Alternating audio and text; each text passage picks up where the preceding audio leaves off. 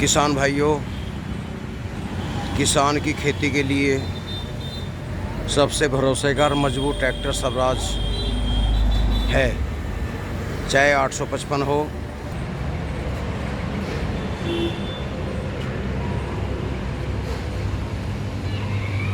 एक बार का मैं किस्सा बताता हूँ। सिवाया गांव में बहुत बड़े फार्मर हैं।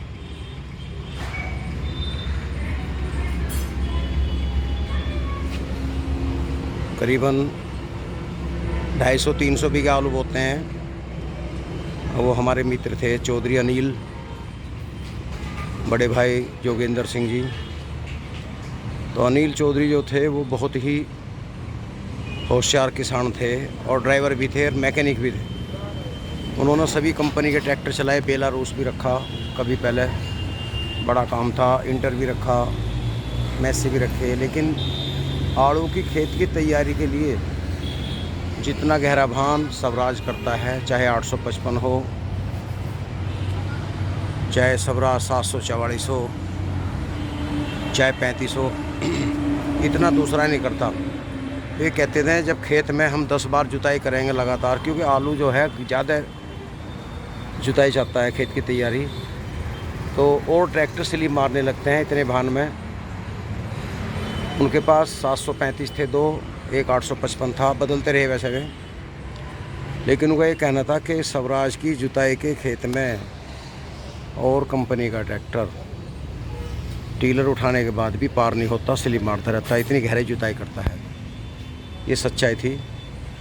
उन्हीं के कहने पर, बातों पर विश्वास करके हमने 744 ख़रीदा।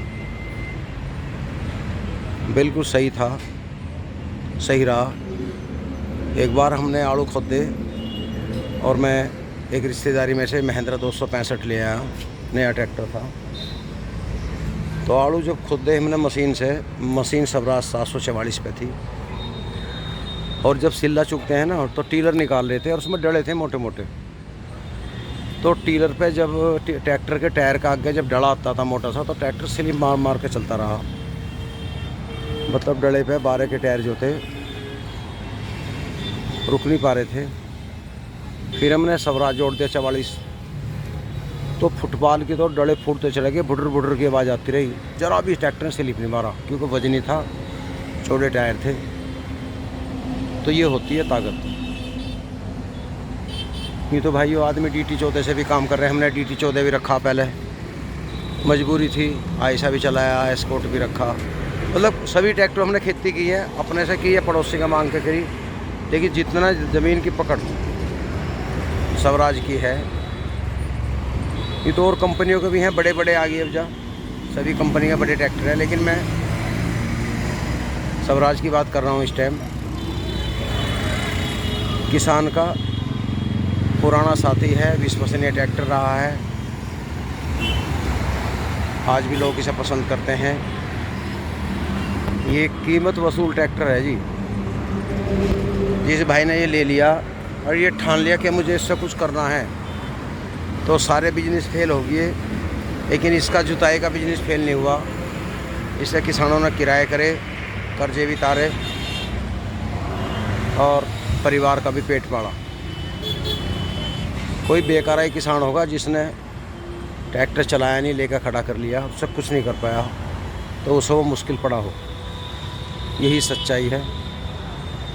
मैं इसलिए स्वराज को नंबर 1 देता हूँ। इसके बाद में तो और सभी ट्रैक्टरों के नंबर हैं। अब ये दमदार ट्रैक्टर आ गया 52 HP में, पावर बढ़ा दी। पहले ये 48 में था हमारे पास में, लेकिन वो अब भी है 48 वाला FE भी कम नहीं है। ये तो और भी ज़बरदस्त हो गया। और भाई इसका तो जवाब ही नहीं है पावर स्टीयरिंग में। 855 का जवाब नहीं है, शेर का बच्चा है। इसमें 2 तरह के साइज़ हैं। एक तो ये 14 का है और एक 16 का टायर है। 14 का भी कम नहीं है, क्योंकि 14 का लेकर हम गन्ने की जुताई कर सकते हैं, जैसे मतलब गन्ने के खोड निकालने। 16 के में थोड़ा सा चौड़ा टायर होता है। तो काफ़ी जानकारी आपको दी मैंने। और भाई एक बात और, हाइड्रोलिक के बारे में 10 साल हमने चलाया, हाइड्रोलिक ख़राब नहीं हुई। ये भी पक्की बात है। तो दोस्तों आज की वीडियो में इतना ही काफ़ी है। नमस्कार।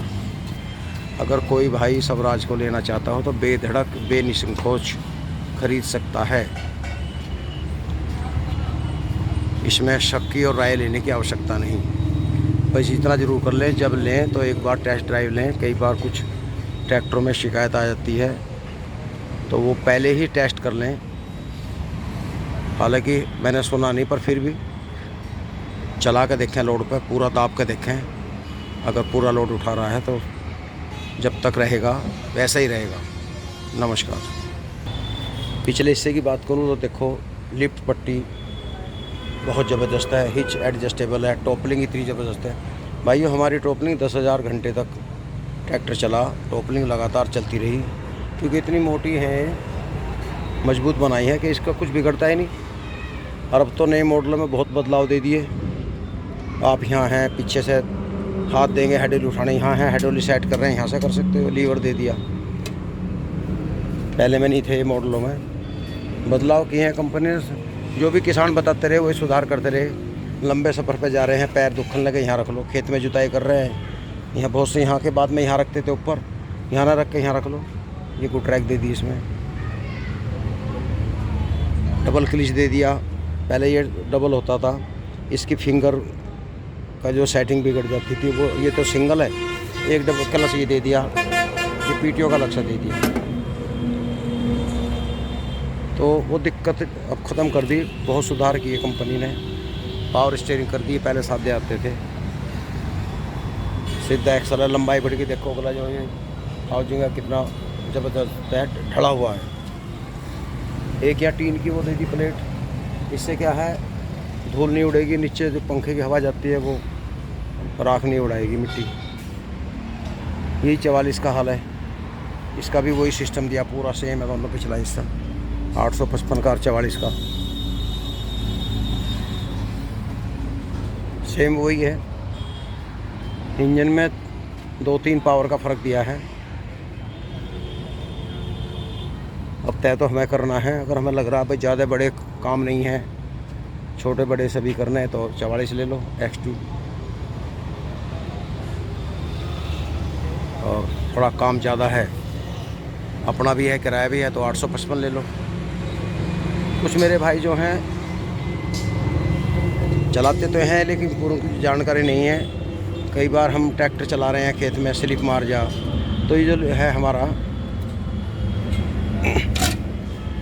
ये कंट्रोलर, इसे यहाँ रखो, इसे भी इतना थोड़ा सा उठा कर रखो, यहाँ सेट कर लो। ये बोल्ट दिया हमारा, यहाँ करके सेट कर लो एक बार।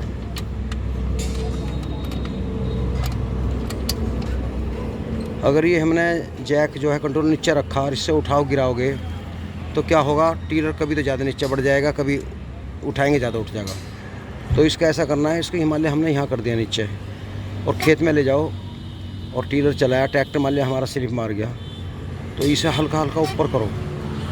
जहाँ बिल्कुल ट्रैक्टर लगा है, फिर ज़्यादा उठ गया तो हल्का आगे कर दो। मतलब जहाँ टीलर सही बढ़ रहा है, ट्रैक्टर स्लिप एक फांट में टेस्ट करो। अगर ट्रैक्टर बिल्कुल स्लिप नहीं मार रहा, बिल्कुल सेट चल रहा है, तो इसे बोल्ट को यहाँ खींच दो और फिर इससे उठाते रहो, गिराते रहो, उठाते गिराते हो। ना तेल ज़्यादा खाएगा ट्रैक्टर, ना स्लिप मारेगा, ना टायर घिसाएंगे। तो थोड़ी सी सेटिंग है, आप कर सकते हो। तो भाइयों इस वीडियो में इतना ही काफ़ी है। नमस्कार। ये वीडियो मैं आपको किसान की सोच चैनल के माध्यम से दिखा रहा हूँ। नमस्कार।